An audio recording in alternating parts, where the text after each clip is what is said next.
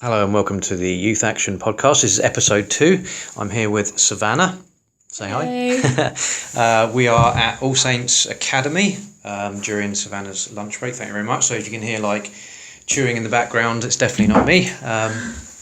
And just a little brief as well. I mentioned on the last podcast, but the reason that we started this is not only because I'm a big fan of podcasts in general. I've listened to the Joe Rogan Experience, particularly Kevin Smith was a bunch of good podcasts he does, quite comedy related ones. Fighter and the Kid, because I'm a mixed martial arts fan. And through hours and hours and hours of listening to it, I found that it kind of enriched my life a lot, and I've allowed quite a lot of that stuff to bleed into my own life, and it's changed as a result, which is cool. And the idea behind actually Youth Action doing a podcast is, I think it just started out as like wanting to know a little bit more about what it's like to be a young person. Like, so I'm nearly 40, and I've got like 40 years experience. That doesn't mean I'm an expert by any stretch. Actually, it probably means that I'm not an expert in these modern times. So I thought it might be quite cool to talk to young people about what you're up to, what your lives are like, what your views are, what your thinking is. And put it on sort of for upload for other young people to listen to. And I think part of that was also to just explore like some of the problematic areas. Like, we don't necessarily have to go kind of deep and dark and all that sort of stuff, but let's face it, everybody has worries and everybody has concerns, and I kind of thought it'd be a good place to kind of get some of those talked about, and either figure out a solution in the moment or just put it up there for other young people to listen to so they can kind of relate to it, essentially. So so it's like a whole new thing for me to do. Unlike Savannah, who sounds like you are a podcast veteran. So you've done these before. If you want to say a little bit about what that sort of involved and how you got into them, might be a good start. Being honest, I was literally the most awkward person when I started. I wouldn't talk. I was nervous to talk. I didn't know where to look. Didn't know what to do. But it's literally just about relaxing and talking about normal things day to day, pretty much. And well, like a normal conversation. So, like, the idea of podcasts, you said that you did with your friends. Who came up with the idea? Did it come from someone who was a big podcast fan, or is it just what young people do? Or we did live streams to start off with, and they always said our commentary was always better than the actual games itself. So we decided, you know what, let's try podcasts. Be a laugh. If they don't have nothing goes on with them, it's fine. But they started to become big, and we were like, yeah, why not? We'll just carry on. They're asking for more. We may as well do it. And so we just brought in other people, other friends, and just carried on with things like that. Is it something you're continuing to do? Not at the moment, considering now I'm starting year 11, because I've decided to kind of put all my hobbies behind me so I can study and get the grades that I need to get into college and university. But I'll definitely carry on them when I finish year 11, definitely. They're quite fun to talk about. Because you can just have a laugh, to be honest. It doesn't matter what you talk about, they're not a specific subject, so. I think that's one of the things that I've struggled with explaining to people what it's about, because you go like, it's a podcast. What's a podcast? And you go, well, it's like a conversation that's been recorded, and people go, why would you want to record a conversation? Do you know what I mean? It's like, I can have conversations with other people, or I think some people are used to the idea of like radio, where you have like some music for a bit and then you have a bit of a chat, which, let's face it, is mostly about promoting something, and then a bit more music and so on. And I consider it to be like new media, and there is a sort of theory about podcasts replacing a lot of what is considered now old media, with digital radio and stuff. Podcasts are pretty much like YouTube videos. You'll watch YouTube videos and they're pretty much talking to themselves about random gaming stuff. So, or you'll see these videos of, what's in my bag? You're talking to a camera. It's not much different. Lots of girls watch that. Definitely me. Okay. It's quite funny. It helps you figure out what you need in your bag. But no, it's just like you talk to yourself anyway, so it's not much different. Yeah. I think also, particularly like you mentioned, like the live stream, did you mean like gaming? So you will game and then other people will watch you? See, of course, words, sorry. I normally do lots of drawings, so I've done like speed drawings in it, or like drawing techniques. I've done gaming, I've done makeup tutorials, I've done literally podcasts like this with just pictures going across, playing a slideshow. I've done quite a lot. I'm a multi-talented girl, as people call it. I've done singing, because I do singing lessons and music as a GCSE, or I do educational ones to help out with education, because I'm not the best, I admit that. So if I can help anyone else, it'd be a great one. So I do range. There's multi-talented, but there's also being unafraid to try new things as well, which I think is a quality that the sort of work that I do, there's a mix between, say, young people like yourself who are kind of up for it and sort of appearingly quite confident anyway. I know you said you were quiet at one point, but I see someone who's quite confident and willing to try things. But there are people out there who either don't want to try things or don't think that they can do things. They don't have a lot of self-belief. There is definitely some mental health stuff going on, as all young people kind of have. You've just indicated that might be you as well. No, I admit I've gone through a hard life. I haven't had the simplest. I'm not going to go into it, because it's been hard, but I've done a lot of charity work, like I've told you previously, and I've done volunteer work, and I've kind of boosted my confidence in that. I suffer with depression, anxiety, social anxiety, and I admit charity work and volunteering has helped my confidence in that, and it's not so hard to talk to new people for me now. But I do obviously still suffer depression, and that's what I've started now. I've started to try and help myself out with that at the same time, so I do counselling. I was so nervous beforehand, and you just basically got to keep pushing forward no matter what's going on. So I've just carried myself up, picked myself up, and keep going. So where does that come from is the question, because there's people out there that get crushed by their experience, and they kind of either don't ever get out of it, or they only get out of it in like later life. What's kind of forcing you to sort it all out now? For a while I was a bit like that, like I just didn't move out my room, and what really pushed me forward was like I was just sitting there one day pretty much going like, what the hell am I doing? If I hide from this, it's going to be like this forever. I was failing in school, I barely had any friends or anything. So I was like, this isn't right, this isn't how I should be living. So I got my mum to help me, push me out. Like if I'm in my room, she'd be like, come on, let's go out, or come on, go and hang out in the park or something. And I hung out more at school. She talked to my school all about it. And I made friends and kind of grew up with them, and it's kind of helped me realise that they don't know anything about my past, but they still help me with it. They understand, obviously, I don't want to talk about it, but they'll help push me forward with it. So it definitely helps having people by your side. But you're the one that has to initially start that journey rather than someone else. So you have to have that desire to kind of change, and then all of a sudden you've got access to people around you that are going to help that process. I've worked in environments where we used to encourage that. Like I worked in a lot of like drug stuff and drug treatment and all that. And the biggest thing, I suppose, because we were working with men as well, the whole issue with them was like, I'm sorted, I'll sort it out, it's my issue, I'm going to sort it out, but didn't really have the skills to sort it out. So they used to be just sort of stuck. And a lot of the treatment, as it were, it was all group work, and it was all about sharing your issues, like identifying with other people, getting an understanding that you aren't the only one that kind of suffers with whatever problem it might be, or history of family as well.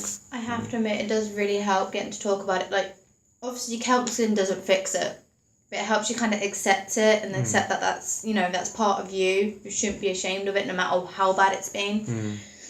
Like, my first counselling session was actually yesterday, to be honest. Was it? All right. And I made the poor guy nearly cry. Okay. Because I admit I have gone through a tough past, but what's kept me pushing forward is the fact that there's people that have gone through worse. I'm not the worst. Like, obviously it hurts for me, but for someone else they might think, oh, but that wouldn't hurt me so much, I've gone through worse, kind of thing. So it's only I technically class you're in your own little bubble.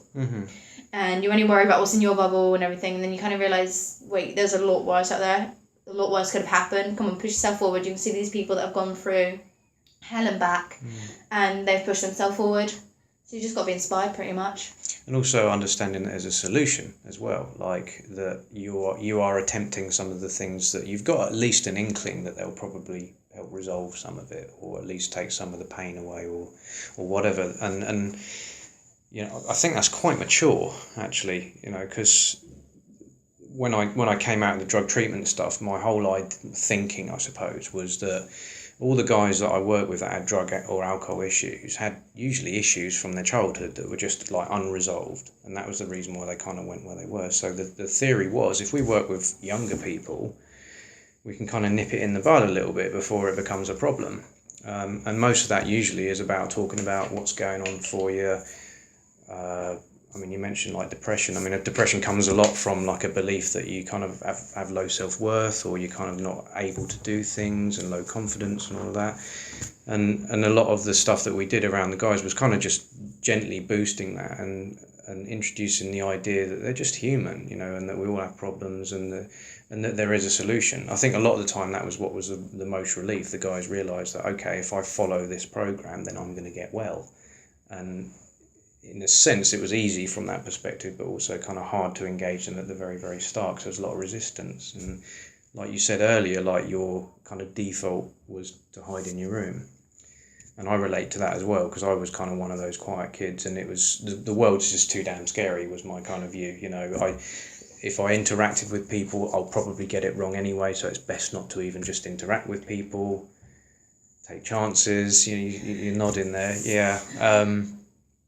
And I'm not going to say it's like tough being a kid. I mean, it's obviously tough being a kid. It's tough being at any point, but the stuff that I've kind of learned in my life that has helped me bit by bit get that stuff addressed is great. And I think it's really cool that you're kind of having a bit of a head start. Like it sounds I have to admit, it has like taken me about 5 years to kind of get the confidence to go counselling, because I have to admit, no matter what you've gone through, it's hard to talk about it.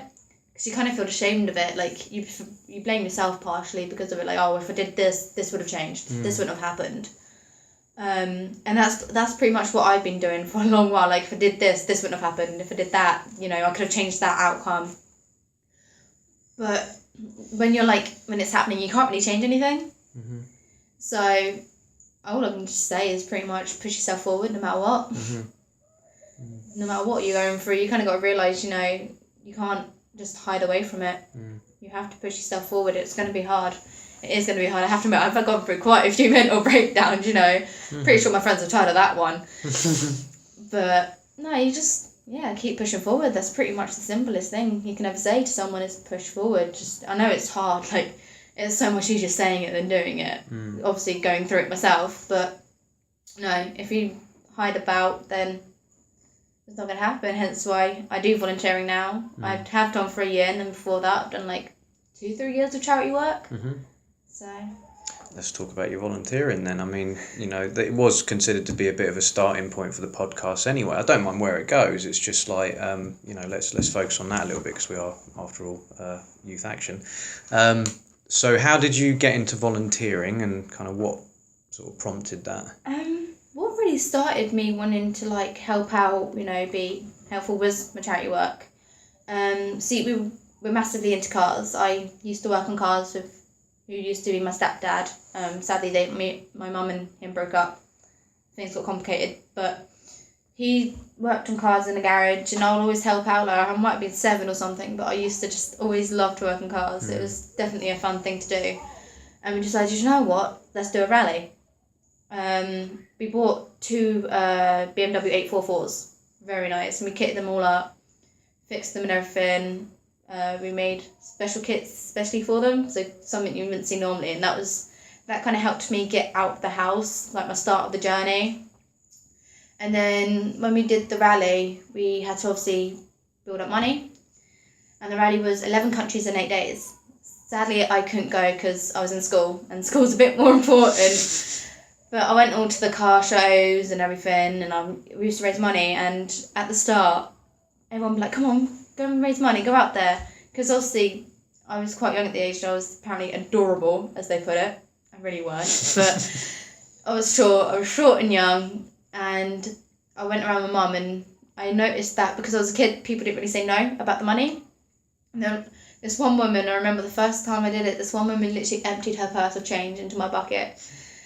So I kind of like pushed myself to talk to people. I have to admit, I was very quiet at first, to the point where people couldn't hear me. They'd just talk straight past me. I was like, okay. But then I kind of built up confidence and started talking more. Started raising a lot of money. just myself, I raised over 3,000 because I did gymnastic events. I sold art pictures that I drew. I literally did anything possible to raise money, walk around, pretty much anything. I was in a suit of the character. That was hot. It was like the warmest day when we had the heat wave in summer. And I was like, yeah, okay, I'll wear the suit, you know. Built for a 6-foot person, me 5'3". So it was massively baggy. Did you look like a giant bunny without the stuff in it or something? Or oh no, I looked like a giant tiger without the stuffing. Massive line with its mane and everything. Mm-hmm. Have to admit, it had a fan in the head, but it really didn't help. Mm-hmm. I couldn't see. Like, the eyes holes were a bit too high for me. So I had to trust people. I was a bit nervous, like, getting them to walk me around. Like, I don't trust you. You're going to make me walk into a car or something. Mm-hmm. But they would, like, guide you around and everything. And it was fun. It was a fun experience. I might have overheated, but definitely a fun experience. And then that kind of got me... I went to... like, my friends, obviously I made friends through it and everything. And some of them live near me. And I didn't even know anything about it, but this youth club, which I now work at. Which youth club's that? Aldwyck Youth Club. Okay. Mm-hmm. And my friends were like, oh, come on, let's go and do it, you know. It'd be a laugh. Alright, okay. I wasn't sure. And I used to be the kid that sat in the corner, and the workers there, obviously, that get paid rather than volunteer, tried to get me come out. Like, I was literally at the back of the room, just drawing, head down, not talking. And one of the people there called Sharon, she started building up a relationship with me. I started talking, and then I got too old for the group, and I felt like really upset about it. Like, I couldn't no longer go there because I built relationships with the workers and everything. And they said, well, you can come and volunteer. I really wasn't sure at first. I was like really nervous. And I was like, okay, yeah, I'll try it. If it's not my cup of tea, I won't carry it on. And then, year on, I'm still doing it. Mm-hmm. So, but I went talking to the little kids. Like, I'll be like really quiet, or I'll walk up to them and then kind of talk one-on-one, but not when there's a big group. Mm-hmm. And then I started talking more and more, and they got me to run a session. That was like the most nervous start for me. Like, never done anything like it before. And it went pretty well, and they were really proud of me, and I was really proud of myself. What did you have to do? It was an indoor session to do with arts and crafts. And because I was the mostly artsy person there, except from Ria, but she's my senior. And then it goes Patrick, Sasha, then me. And I'm the second art person, obviously I'm new, so they kind of stuck me like, come on, show what you got. Mm-hmm. And I have to admit there was a few like hiccups in it, but it was expected, obviously, on my first session ever. And I had to try and get them to all sit down and make Mother Day's cards. Mm-hmm. And I literally, at first, I was like so quiet. None of the kids could hear me. I'm like, come on, speak louder. But the kids encouraged you as well. Like, I work from 7 to 13 of age, and they kind of push, even though they don't realise it, they're kind of the ones that motivate you. And at the end of that session, just seeing the smiles on their faces and knowing that they've enjoyed it makes you feel good. Mm-hmm. And that's kind of what keeps me going each week, is that I feel good knowing that they've got a safe place off the streets to go and hang. They can make new friends there like I did, you know, seeing them go through the journey that I have and be there if they need you. Like, we've had some kids come in with family issues and they come talk to us about it in confidence. And we're pretty much like counselling. Like, you can speak to us, we won't tell anyone except if we think you're in danger. And that's pretty much it. It feels good knowing that we're there for kids that if they need us. Like, 7 to 13 is at the age where you stop worrying about school. Friendship groups start, you know, breaking and being with your true, like who your true friends are. And I have to admit, I didn't have anyone at the time and I found it hard. So it's nice knowing that those kids have got somewhere to go to be there if they need anywhere. And it sounds like with some of your experience that you're quite well equipped, like, to be on the receiving end of some of that difficulty. You know, you thought, you know, in the short time I've known you, you sound like you've always got like a solution focused head. It's either I'm working towards getting well, or you pick yourself up and sort of dust yourself down and carry on. That it's the opposite of the it's awful, everything's awful, I'm just going to lie here for a while and kind of be static and not really do anything. A lot of your solutions seem to be about action and doing things. Well, year 9 I was pretty much, I have to admit, I haven't always been forward with everything, like push yourself. Year 9 I pretty much missed half the year of school because I just didn't want to get out of bed in the morning. I just didn't feel emotionally happy enough or social enough to do anything. So, but you do end up realising, I'm lucky I realised early, but you realise that, this isn't the way. This really isn't. You have to push yourself forward. And like I said, you have to start with yourself. You can't start with someone else pushing you because you still have no motivation. You need the motivation in yourself, help from others. So a bit of incentive almost to get up and go. Yeah. Do you sort of notice any of that kind of behaviour in other students? I do. If I see someone sitting alone, quiet, no one going over to them, I tend to go over them. And if I don't know them, I just talk to them and just get them to be friends. That's how I mostly made most of my friends, because we can share the same experiences and I can help them through things that they find difficult, because I've personally gone through it. My best friend of 7 years now, we're pretty much the exact same. We've gone through pretty much the same thing. And I don't know, it was an instant click because I have trust issues, and it's an instant click between us, and I'm always there. If she ever needs to talk about anything, and it's with anyone, to be honest. I may not know you, and if you're crying, I'll go over to you no matter what. So I've suddenly become aware of the trust issues, and here I am in a room and you're not even sitting by the door. Do you want to swap places? Fine. All right, yeah. I'm actually trained as a counsellor, believe it or not, and that's rule number 1, immediately broken. So I kind of thought I should be putting you by the door at least. But yeah, as long as you're comfortable, that's fine.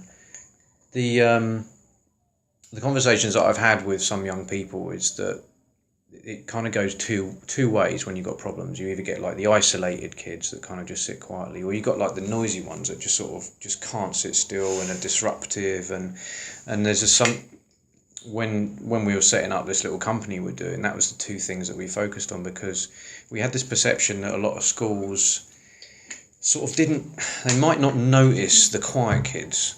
They're more likely to kind of notice the ones that are kind of being disruptive, and as a result, quite often it seems like they're punished. Obviously, they get detentions and things like that. They kind of step out of line, and there's consequences to that. But we always saw it as, why are they acting up? Why are they isolating? What's really going on? As a volunteer youth worker, we kind of do pretty much the same thing. At the end of the sessions, obviously I can't say names, but we had this one kid with autism, and we kind of be like, why is he acting up? Is there stuff going on at home? Is this happening at home, or is something happening? And then we talk to the parents about it, and obviously we do it in a discreet way because we're not allowed to give out information. Hence why I'm saying no names or anything, for the safety of the children. And you basically got to try and tackle it ahead rather than sit back and watch. You have to tackle it while it's happening. Otherwise it'd be over and done with, and you'd be like, oh, was he alright? And before you know, he would have been going for a struggle. Or some kids have suicidal thoughts, and it just gets to the point where we've sat back, not said anything, not done anything, and they get to the point where they can't handle it and they end it. So you have to tackle it ahead and push it forward and make sure that they're alright for their safety and make sure that they're happy. No one deserves to be upset no matter what you've done to anyone. Everyone deserves a second chance and everyone deserves to be happy. Being at the youth club, I suppose autism I see is a little bit different, because you maybe jump to the conclusion of what's going on at home, but sometimes it can just be autism as well, where it's social difficulties and it's... See, I've worked with kids with autism before. I did an autism volunteer day, and I kind of then went into care homes for children and stuff like that. And it kind of helps when you're obviously looking after disabled kids with autism and everything. You can tell the difference. So obviously you'd be somewhere it is his autism, and then you kind of have to teach them in a way that that's not right. Obviously it's not his physical fault. Sometimes they don't know what they're doing. But you kind of have to teach them, guide them, and they will learn over the years. Obviously it takes longer to teach them things and everything, hence why we have about 6 people at one session. So if we need 1-to-1 with people to teach them something, so we teach them what they don't learn in school. So if they need 1-to-1, we have that spare person to do 1-to-1. So. What sort of things are you teaching them then? Teamwork, like we play games at sub, but you have to work as a team.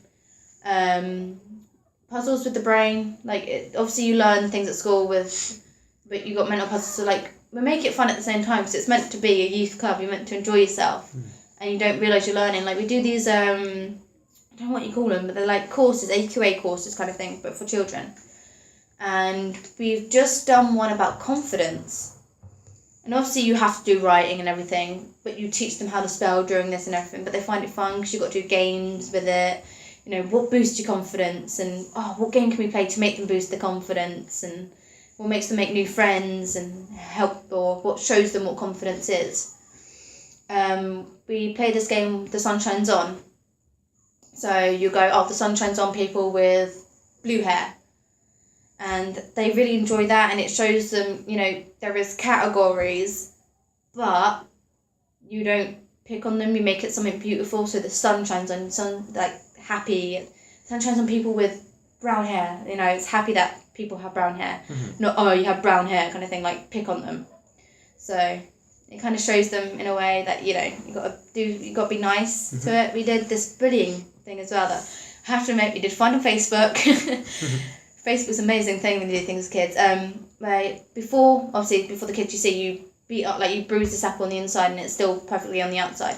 Then you pick up an apple that was normal and then you go to them.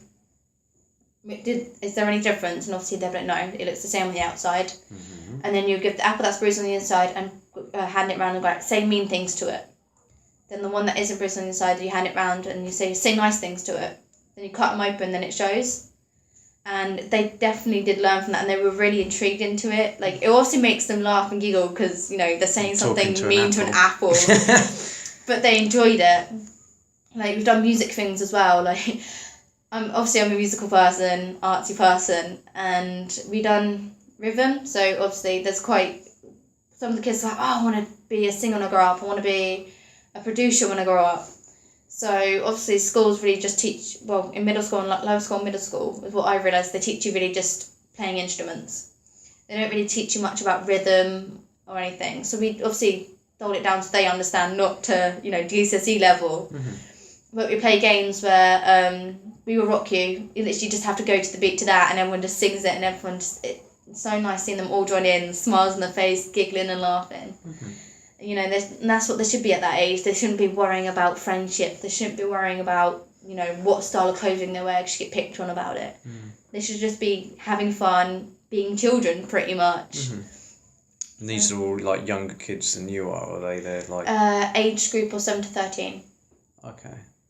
I mean, that's really good stuff for them early on as well, because I know they might view it as an activity that's fun, but there's a lot of learning that's happening in the background and a little bit of educational stuff. That's pretty much what we are for. You know, we teach you things that you may not specifically be taught in school, but we do it in such a fun way so they don't realise they're learning it. But when you get old, you're like, oh yeah, I remember that youth group be like this, you know. I remember when I used to obviously go there, I did the older session, and it would be more of a social, but it helps me be social. I was so antisocial. I found it so nice. But they teach you to be social, how to be social, how to talk to people. Obviously, they'll say, oh, you've stepped out of line by saying that. But they won't penalise you for it. They won't be go sin bin kind of thing. That's what we have as the naughty. We have 3 warnings, and then you go to the sin bin for how old you are for that minute. So if they're 11, they go there for 11 minutes. And it does definitely teach them. So we've only had to ban 2 kids out of the year I've been there. And normally youth groups you ban quite a few. Okay. What does a young person have to do to get banned then? Either physically hurt another person, emotionally or physically, or literally they're in sin bin every single session for about a week. But we no longer do bans anymore, because we realised that's not the way of doing it, that's not how we're going to teach them. So they get a fresh start each time, but if the kids are that bad in that session, we do send them home, but they can come back the next day, or next week. We only do it on Fridays where we are. But it teaches them, well, there is consequences, but you do have chances. And you have an opportunity to adapt your behaviour as well. Yeah. We've told you the wrong way of doing things. Come in tomorrow and see if you can give the right way of doing it a go. Pretty much. Something that schools obviously don't do is like detention. Or you get a serious consequence like isolation. That's not going to really teach the kids. It's not giving them a chance. So. How would you change things then if you were head of the school?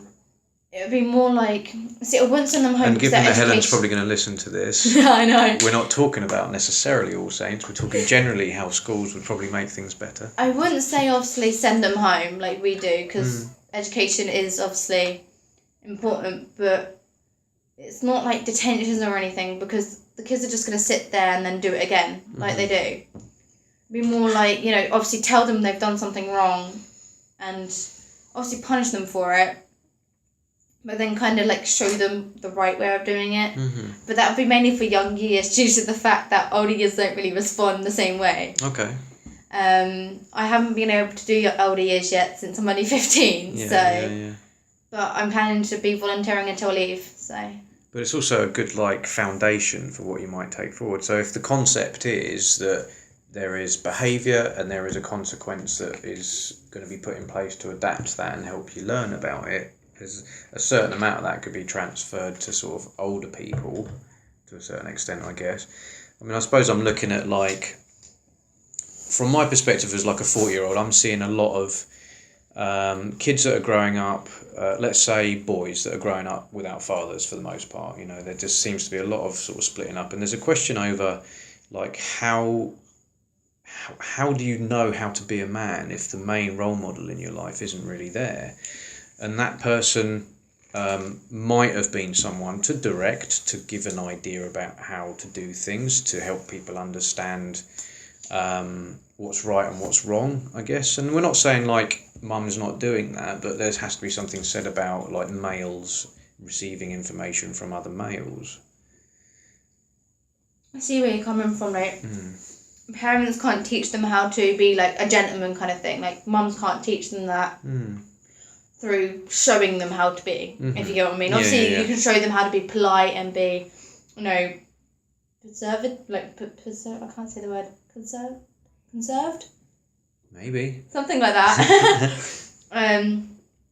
But they can't really teach you how to be a full-on gentleman to the extent that a father could. They can teach you to a certain amount, be polite to women, be polite to other people in general, but you can't do it to the extent where, you've got to do, do this for them, do that for them.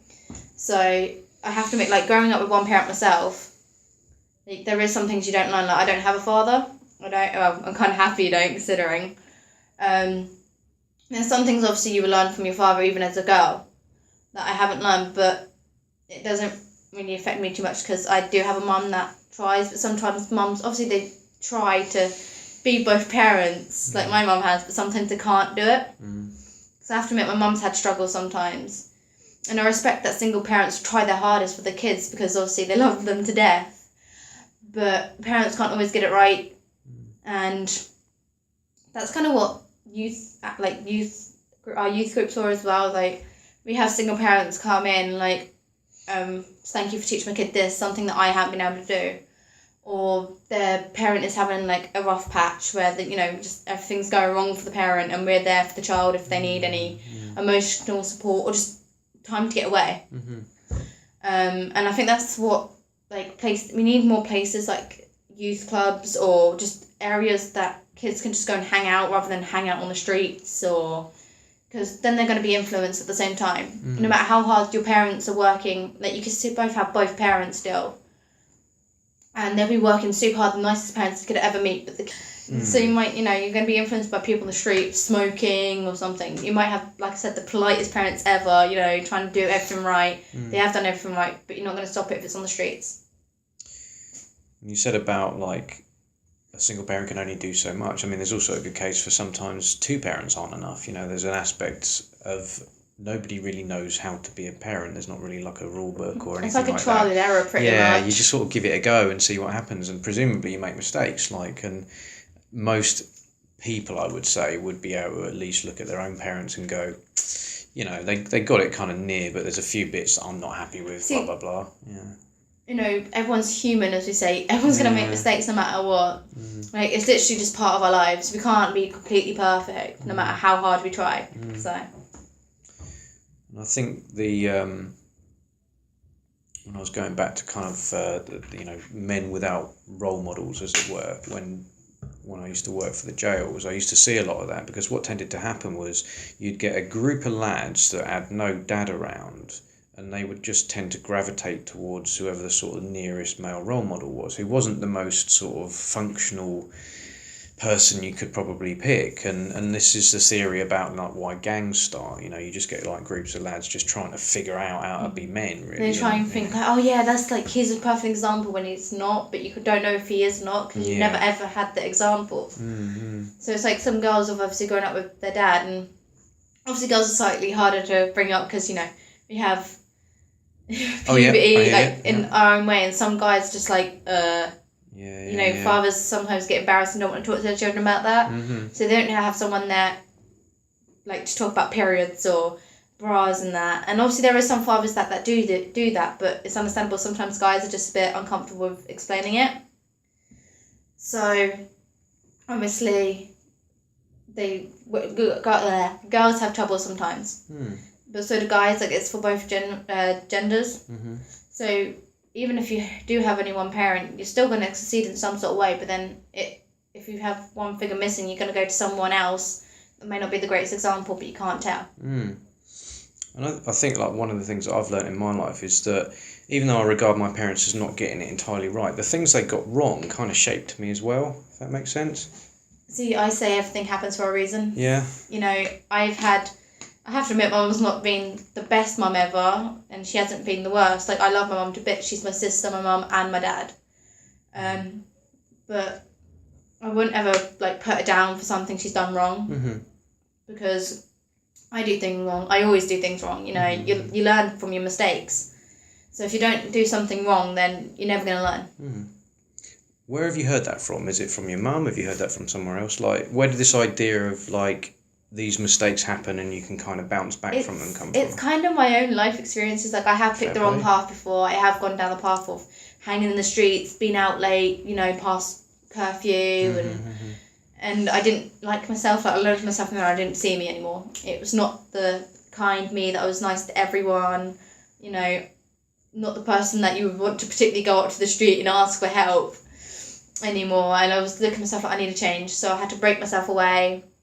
And then at that point I realised everyone makes mistakes. My mum sat me down like, yeah, I admit that I didn't like you that way, but I kind of couldn't force you to change, because if you didn't make the mistake, then you would never learn. Well, going back, I mean, why were you out on the streets? Why were you hanging out? What influenced that decision to do that? I was having troubles at home. I didn't have a dad. So you just didn't want to be at home, essentially? Pretty much. Anything other than being at home, I want to be just out on the streets, yeah. Pretty much. There was nowhere to go. Like, I lived in an area that you didn't get any help. Like, it was a very unsocial area where drugs were known, where robberies were known, where murders were known, you know, and you kind of go along with what society is like around you. So. Do you mean there were other kids doing the same, so you kind of copied them? Pretty much. Okay. Like, I thought it was the right thing to do at the time. And now I look at myself, I feel a bit ashamed of myself. Like, why did I do that? I don't agree with that, because I think that when you're a young person, you grasp at whatever you feel might work. You haven't got any other indication about what the right thing to do is, so you just go with something. You mentioned drugs earlier. I think that's a lot of the reason why people pick up drugs, because it's a way of like dampening down all the feelings that are, you know, it kind of masks everything up, because you don't really feel when you know, if you've overdosed or something, you don't feel what you've emotionally felt before, because you're just out of it. Yeah. So it's like an emotion killer. I mean, that was a lot of my last job. I did kind of convey to some of the guys that this was what it's about. All the treatment was about getting people connected with their feelings, because that was the thing that was damped down and kind of removed or ignored. And like when you said about like you copied what other kids were doing out on the streets. So I've got this kind of image in my head of like all gangs are a collection of people who just don't want to be at home because it's just either too painful or too traumatic or too chaotic or... Yeah, obviously because I work in a youth group, we look around at other youth groups and how they do things, and I have gone to an odd one before, just to see how they do things and everything, and you do realise they're sweet in a way, but they just take the wrong aspect of it, and they change it to something that they're not themselves, because there is something going on at home. I've talked to quite a few of my old friends when I used to be like that, and they do have problems going off at home, and then they kind of see me, because obviously you take role models of your friends. They've seen me and then they're changing themselves now, like they realise there's something wrong, like obviously with what they're doing it's not right, and it feels good in a way that, you know, they look up at you, but it is literally just who you hang around with is the way you act. So do you like not hang around with those old mates now then, or... I do see them every now and then, like if I see them on the street, I stand there, you know, like how's things, everything's going and everything. So obviously you do genuinely care about them. Even if they're not doing the correct thing, you're not going to just disown them. Because they were pretty much my family at one point. But you kind of try and break yourself away from not being that person anymore. Like to be you, not what the problems at home have caused you to be. Yeah. And they're all changing, and we hang out a lot more now that they've, you know, realised, you know, they're doing wrong. And they pretty much look at me as an inspiration, even though I'm like the youngest person there. They look at me as an inspiration. Well, if she can do it, she's the young one, I can do it. So like I said, it's pretty much your friends is what helps you. You mentioned before about like counselling, and that is just like one of the ways in which you can kind of just talk about your problems, and the thing is that with the sort of gangs, I suppose there's a little bit of kind of circle counselling going on anyway, because you've got like a group of kids that might be talking about a load of nonsense or the music or what was on TV last night or whatever, but eventually it will just get to a little bit of, I can't stand my dad when he's in this mood or that mood, or couldn't wait to get out of home or whatever. There'll be at least a sort of little bit. Or you hear like they're late to the meet up and they're like, sorry, you know, my mum was having an argument with my dad and I couldn't get past them or something like that. Yeah. You know, like that's happened like quite a few times. Like, I can't come. You know, my mum and my dad have like separated again and stuff like that. And so you are there for your friends. Like even if you are classed as the bad kids, as everyone puts them. That's what people see, though. That is what they see. That is the reality. They don't see. They see what they see with their eyes, not what's actually happening. It's like reading a book by its cover. But I've had a troubled life, and my mum doesn't know part of it. She doesn't know half of what's happened, and I don't want to tell her because she will physically blame herself. But it's it's literally your friends are your counselling, but sometimes it's just nice to have someone that you can tell everything to, because sometimes you can't tell your friends everything. Because at the time it's happening, you kind of feel like it's your fault, or they would judge you for it. You might be like the best of friends, but feel like they're going to judge you for it. So you kind of stop like yourself from speaking to it about them, and having a mutual person that it's literally the law for them not to tell anyone, kind of pretty much. It, you know, helps you get yourself sorted. So it's like at least you guys are talking. Do you know what I mean? At least you guys are talking amongst yourselves. You know, we can all say about professionals that you can get involved in, but even if that little conversation just lets a little bit of the pressure out and kind of allows you to just kind of carry on with your life a bit. And well, I was terrible when I was like, I used to be violent when I used to get really distressed and everything, and that's kind of when I got myself into kickboxing. And I used to like just get my stress out by sport or violence. So I thought, well, I'll put it into something, you know, that I can sort myself out with. I was still a troubled kid, as they put it, but I kind of took, instead of my anger out on people, I took it out on obviously a punching bag or, you know, a kick bag. And my friends are sometimes like, are you like, I feel really like annoyed and I want to punch something. Instead of punching a wall and breaking your knuckle, just punch my bag into them, kind of thing. So obviously the bag's soft. And friends definitely do help. They're definitely a good counsellor in their own little way. But sometimes your friends can just help you and you can get over it, but sometimes you do need professional help. Like I have at I even went to the doctors about it, and they was like, we could put you on medication, but we don't want to. if the counselling doesn't work, then they're going to have to, for the point that I've got to myself before. But you definitely, sometimes you do. Like, I admit, you don't try and do everything on your own sometimes, because sometimes you couldn't do it. You can't do it sometimes, hence why I've kind of finally went, it's about time that I sort it out. So I've been on the fence with medication. Like, there's a part of me that thinks, say, antidepressants, it's almost like once you're on them, you're on them sort of thing. It's like you've crossed the line and they're stuck with you for however long. See, I'm pretty much like you. Like, obviously, I'm on the fence about it. Yeah. Like, I physically don't want medication myself. But if you've gotten to the point where I have at one point, I'd rather not say to the point that I got. But as long as you have the mindset that you're not staying on them forever, it's just to help you for that moment of that period of time. And then you can push yourself after that. It's just to steady yourself out, then fair enough. But if you've got the mindset that you're going to be on this for the rest of your life, I'd say don't give it to him. Yeah. Tell him, go and get some professional help, or guide them to professional help. He was slightly ready to give me medication. Like, if he said, if you're not prepared for counselling, then obviously it's last chance. I was like, no, I think I'm going to try counselling first, because I don't want to get addicted, or I don't want to have that mindset, oh yeah, I'm going to be on this for the rest of my life. I'd rather have the mindset of, I'll be on this for a period of time to stabilise myself out before I can get myself ready to push myself, rather than medication help me for the rest of my life.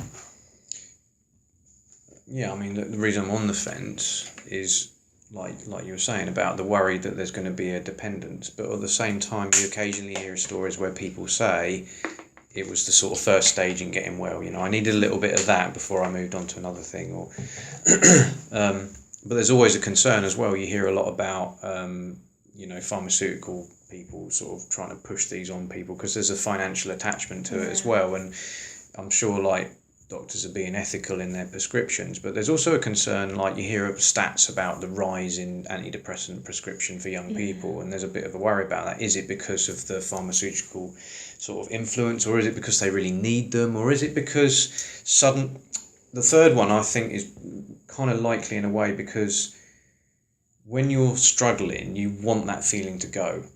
And I think when there's the knowledge that you could probably take something, kind of thing, like it's the last thing you want to do. Like, you don't want to push yourself. You just think that's it. That's what you need. Not I need to push myself, kind of thing. Like, I need to help myself.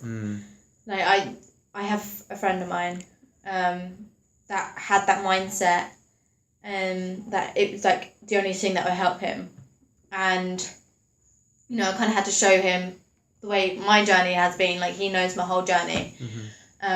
That isn't the case. I'm not medication. Look where I've got myself to. So I've told him, don't go for medication. Try counselling first, which he has, and I'm so proud of him for. So he's got himself counselling, and he's definitely helped, like, sorting himself out. But medication isn't always the way to go. Sometimes, obviously, it is to help you.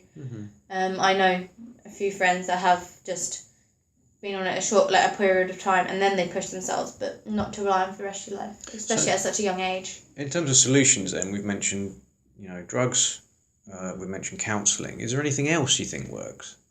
I have to say, it's just changing your mindset and realising that, obviously, you got to help yourself. You can't just rely on someone else to do it for you. You can't rely on your mum to go, come on, pick yourself up. Do you think people can do that, though? Can you this switch in mindset sounds difficult. It is difficult, but if you see people around you happy, then you kind of think, how am I not happy? How can I make myself happy? Okay, I'm going to play what if and devil's advocate. What if you've got people around you that aren't very positive? It's definitely hard to do, but even if you don't have people around you, you'll see people in the street, like, happy. Like, you don't always, not every kid in the street is, into drugs, into alcohol. You can see these kids that, that aren't smoking, like, that aren't, I see the skateboarders. We have a skate park here, and, you can realise that they're skateboarding, they are happy, they're doing their own little thing. And that's kind of what, I didn't really have supportive people around me, because obviously, like I said, my friends were, drugs, into alcohol. And I remember hanging out at a skate park with them, like, so many times. Like, I love to skateboard. And then, like, you see all the other kids that aren't into drugs, like, you literally, like, they've been offered it and they're like, no. and they're still happy, and you kind of realise, how are they doing that? And then you kind of think on it. So just basically seeing anyone laughing and happy around you, even if you don't know them. So skateboarding is sort of a bit of an outlet in that sense. Like, it is a creative thing. It's difficult to do as well, Yeah, and it's something that you have to persevere at. Yeah. I mean, distraction techniques have often been a sort of form of therapy anyway. But I mean, going back to like you getting into kickboxing, there's, kickboxing, skateboarding. I just like the idea of taking action in some way. When you're kind of troubled, kind of do something. Don't do nothing. Nothing kind of means that you're just going to sit in your room scared. Do something means at least there's some sort of forward progression. And I suppose I'm going back to like some of the podcasts that I listen to where they talk about, I can't really speak for women, but certainly with like young men, how good it is for them to get into martial arts because they're challenging themselves, they're managing their behaviour. How are we doing for time? We're doing quite good. We're doing all right.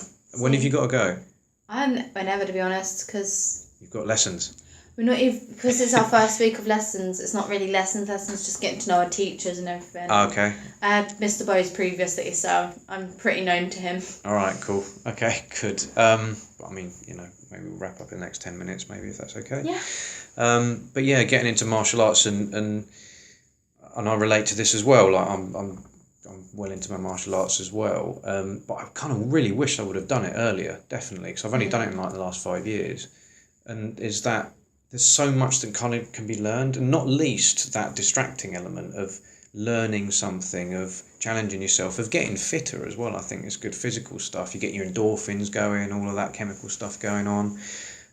You have to manage being beaten at times as well, where you have to kind of think like, oh God, and that's a good example of like what you were saying earlier about, you kind of got knocked down, so to speak, and you got to get back up, and you got to think about, why did I get knocked down? Why did that guy manage to slip the punch in or whatever? What can I do next time? It's really good lesson stuff, I think, and I don't think there's enough of it. Because I think a lot of the time martial arts is associated with violence, that if you get into it, then you're going to be the kid on the school playground that's practicing all these like moves on other kids or whatever. There's a worry about that sometimes. But I mean, anyone listening, like, I definitely suggest getting into martial arts. I mean, do you still do your kickboxing? Or?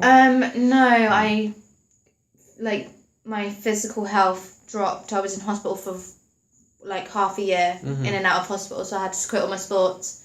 At one point, I was literally doing kickboxing, gymnastics, cross country, high jump, long jump, like all the athletics pretty much. I done netball, I taught badminton. So I definitely kept myself busy. Pretty much every night I was out doing some sort of sport.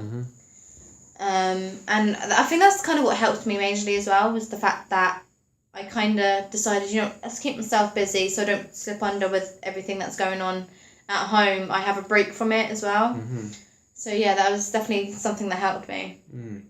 I definitely agree with, the keeping yourself occupied and doing something that like releases a bit of energy. But I always think, like you did, that there's always got to be room for a little bit of self-analysis as well, because there's a danger sometimes that you can do an activity and it becomes the distraction. And it becomes the thing that you rely on. I have to admit, even if you've had a bad past, you have to think about it sometimes. You can't just hide it away forever, because it will come back at you, and then it would definitely hurt you more than when it happened. So there is time that you have to definitely think. But you tend to really have that while, you're laying there after near enough dead from all the sport that you've done, just to relax there. Because it's nice to relax after. And it does help you think after you're relaxed, because you're not thinking, oh, I'll go and do this now, or I'll go and do that. You're tired, like, no, don't need to do anything anymore, I'm done. So maybe it's a good case of like releasing a lot of that pent up energy that is difficult to kind of contain, if you like, and then... It is if you're always in your room, no matter how down you feel, you've always got that energy there. And if you ever have a moment that you do generally feel happy, because I have to admit, even though you suffer depression, you don't constantly feel down. You will have moments that you do feel good, or days that you just, like, your whole body feels great, so you feel good.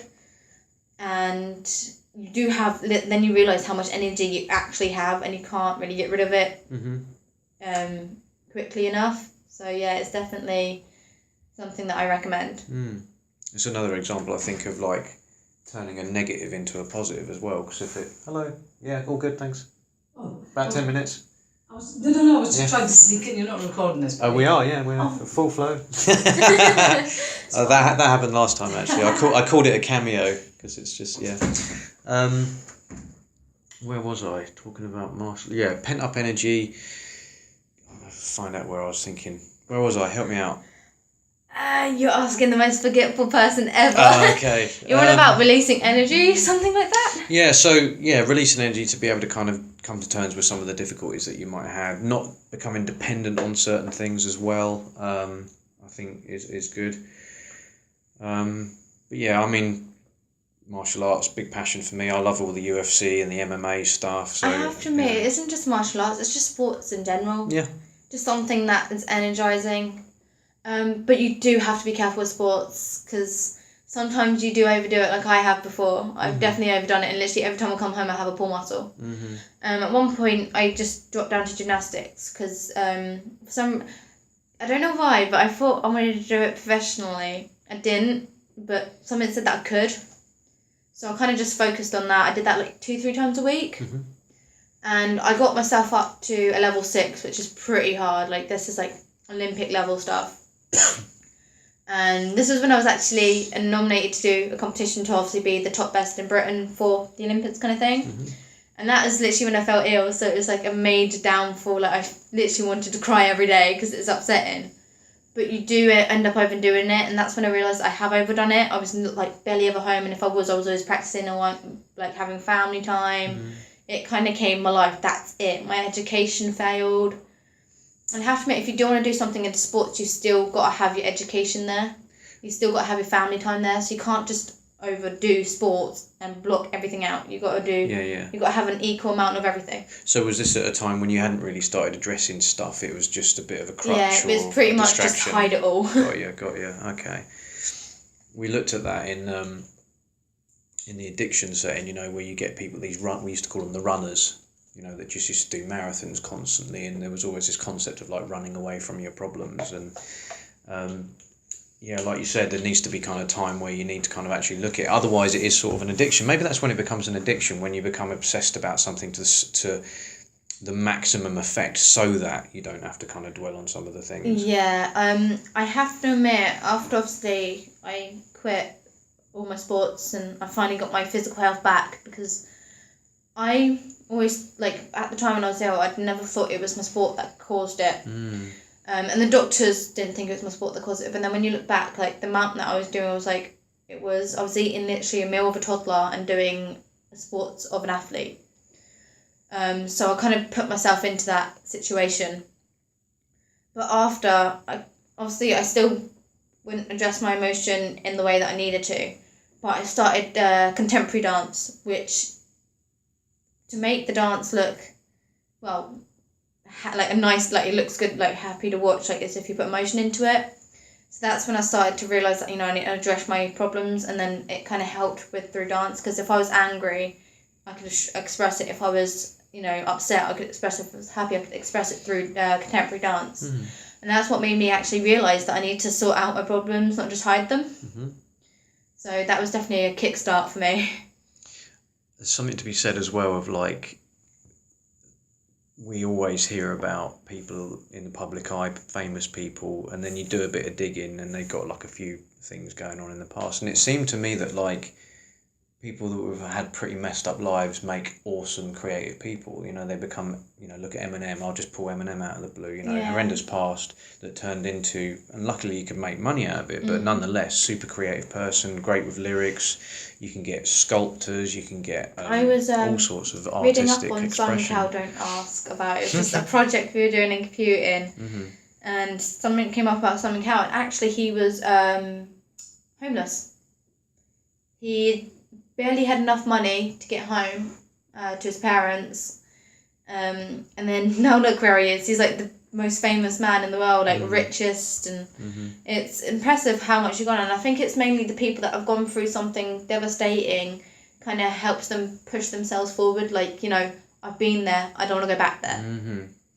Because obviously, I admit, if someone has an easy life, as you call it, so someone that's been rich since they were young, they don't realise the struggle you've kind of gone through with the problems with trying to get yourself where you want to be. They're already rich. All they can do is get themselves richer. Mm-hmm. I understand, obviously, they will have, like, obviously family problems and stuff like that. Everyone goes through it. But they don't see it, like, have it as much as us, that they can buy everything they want to kind of cover it up. Struggle builds character. Yeah, we can't really buy what we need to get us up there. We have to work for it to get us back to where we need to be. So I have to admit, I think it's people that have gone through a struggle or some sort of hard work to get to where they are makes the best kind of people. I mean, your case in point as well. Like, you seem to have a tremendous drive.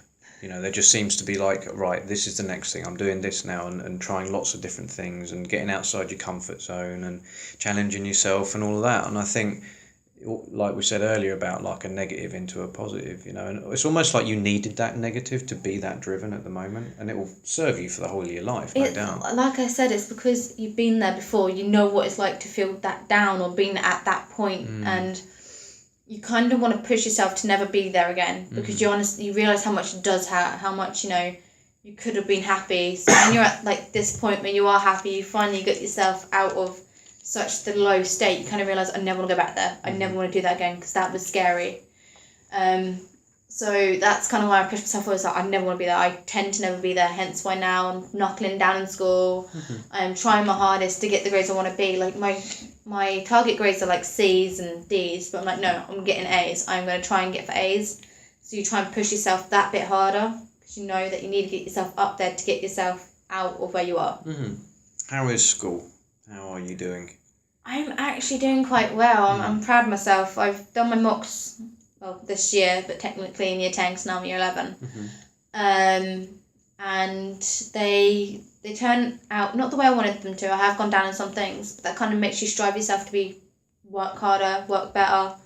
They were a lot more difficult, because obviously we're kind of what I call the test dummies of the new exams and everything, and the new mark scheme of the numbers instead of letters. Okay. It goes 1 to 9 in maths and English now, rather than... No, they changed it again. Rather than U to like A star, and it's like... Like even numbers, oh man, that's well complicated. I know, literally you'll be like there, like you get 3 equals, and that is... C, I guess. That's just scraping a D. Oh, is it? Blimey, okay, they've even widened it out, okay. Yeah, so it's very difficult, but it kind of makes yourself want to strive harder, and push yourself harder, like, you know, you got to work... Kids now younger than me, my generation are younger, they're definitely going to have to work harder to get the grades they want. But if they realise, you know, they're not at where they've got to be, they just got to work harder, they've got to, you know, push themselves. And I admit, in year 9 I always thought, GCSEs, they don't mean anything. Year 10 I was like, yeah, I kind of need to start knuckling down, you know, this is important. But I still messed around with it, and then now I'm just like, Savannah, what are you doing? You need to get yourself sat down and work hard, head down, don't talk to anyone. So pretty much now this week I've literally just, if you have done lessons that we've been in previously, and we start doing work, I'm literally just like, go away, let me work, let me think, like, let me do this. Like, I need to get myself up, because if I want to get to where I want to be, I need the grades. So what's the end game then? Once you nail all your exams and all that, what happens then? I'll be going to college for hair and beauty, because I've got to have a degree in that, for special effects makeup. Cool. And then I'll be moving out in 4 years to Australia to do university. Got it all planned out. Oh yeah, me and Mum got it planned. She's doing access to midwifery right now, and then she'll be doing university, 1 year work here, and then we'll be moving to Australia together. While she works as a midwife, I'll be doing my university. Cool. So you want to move into movies specifically? I would do... Is Australia not known for their... The reason why I'd be going to Australia for university is because the universities out there bring people in from all over the world. I'm looking at the specific one either in Melbourne or Victoria. And they bring people in from America, from everywhere, to look at work they've done. They do these nights where everyone's work's out on display. You obviously buy your work, kind of thing. And I had some of like the world's greatest makeup artists to come from Australia. So I've just always thought, you know what? If I'm going to do this, I'm going to go the full way. Seems like it's always going to be, that particular is always going to be needed because we live in a CGI kind of age. The kind of face makeup, it's actually more of a pain to constantly have to CGI like a scratch on someone's head or whatever. That seems to me like the thing that'll always be used. We had activities week last week in school, and we did this wounds challenge, and you have to make cuts out of homemade things. So I made it out of toothpaste, tissue, flour, and jam, and it was realistic. Nice. So. Very cool. Have you done any zombie makeup yet? You need to do zombie makeup. I will be using liquid latex in my art GCSE for my final piece on this subject now that we're doing, which is endangered species. Okay. I have a very gruesome look towards it. Basically, people call animals to wear them as coats and stuff, so I'm swapping it around where animals are wearing a human skin coat. Whoa, that's dark. Yeah, a bit gruesome, but it kind of shows, endangered species. It goes with the topic. You've got a message. That's the best way to convey art, is like the meaning behind it, and how people interpret it as well. Pretty much. Very cool. I've always been quite interested in art. I'm not too good at it myself, but I'm always interested in like how people come up with the ideas and what the background is behind that. Well, see, I literally just sit there and just start doodling, and then I'll see a picture and I'm like, okay, I can draw this. Inspiration. So it's pretty much just anything. Like, you can see this one piece of art, and I will think it means one thing, and then you may think it means something completely different. Art is literally just the way you interpret it. Mm-hmm. It doesn't matter how the artist is drawing it. The artist could just create a random picture that they don't really have any meaning to, and someone might find a meaning into it. Mm-hmm. So it's just concept, to be honest. And it's very personal, isn't it? Though it's like you're not copying anybody else. It's coming from you. It's coming from your thoughts and feelings. See, I've had the chance to get my work published before, and the thing is, though, is I don't want it to be published. Obviously, I don't mind people seeing it, but it's only going to be copies that people are going to be buying. Mm-hmm. I'd rather than buy the actual work, they get the original rather than a copy. And if I see it, I wouldn't think it's my work. I'll just obviously think it's just a copy, not my personal work myself. But obviously, artists might not think like that, and I understand if they want to do a career into it. They're brilliantly, amazing. And they do have real talent. Just it's not my kind of cup of tea to get mine published. Stick with what you know. Stick with what you want. Pretty much. I know what I want, and I'm going towards it. It does sound like it. Like I thought you might say that you want to get into youth work or something, because you've got so much experience. See, it's fine. You've gone like another direction, but does any of that attract you? It just attracts me to work with people. Like, see, youth work I do like to do. Just it's not. I like things that challenge your brain, like full on, make you sit there for hours and just think hard. It's just more of a thing that I just find fun. I love, and I'll carry on volunteering. Even when I move to Australia, I'll be volunteering, obviously as well as my work. But I don't really see it as a career choice. I just see it as something that I just enjoy to do a lot. But I'm more into art and everything and creativity, and I think I'll have more fun working into that than youth work. Okay. I like that we've gone kind of full circle. We're back on volunteering. It might be a good time to end around now. But I would like to sort of finish by you talking about what you gained from your volunteering experience and what you would tell other people that are still on the fence about starting volunteering. My volunteering experience has literally just helped me talk to people. Like I said, I wouldn't talk. I was literally the most like a mouse when I spoke. You would just hear like murmurs. To the point where now I'm literally just full on having conversations, smiling, happy, don't mind talking to someone. My mum would actually have difficult before I started charity work and volunteering to talk to me, like full on conversations. And I didn't really have, as you can see, I have speech problem. I find it hard to develop my speech, and volunteering and that has actually helped that. I've not really noticed much, to be honest. Now that you've said that, I mumble on my words. Okay. As you can hear, I have to struggle saying some words. I have a really bad lisp. I used to have a really bad lisp. Yeah. And being honest, volunteer work's helped me kind of work on it because I've had to talk more. Yeah. And it's definitely helped my language. Like, I'm now clear. Also, it helps me slow down. At first, I was like a really quick talker to the point where people are like, can you repeat that? But it's just, I have to admit, if anyone's on the fence with it, just go for it. If you don't like it, you don't have to stay doing it for the rest of your life. It's not for everyone. I admit that I've seen people come and go past year. You know, we have 2 new people now, and they've now got a voice, and it's nice seeing them go through the same journey. It's definitely something to try out. If you don't like it, like I said, you don't have to carry it on. And if you like it, you can. You've got that option. Yeah.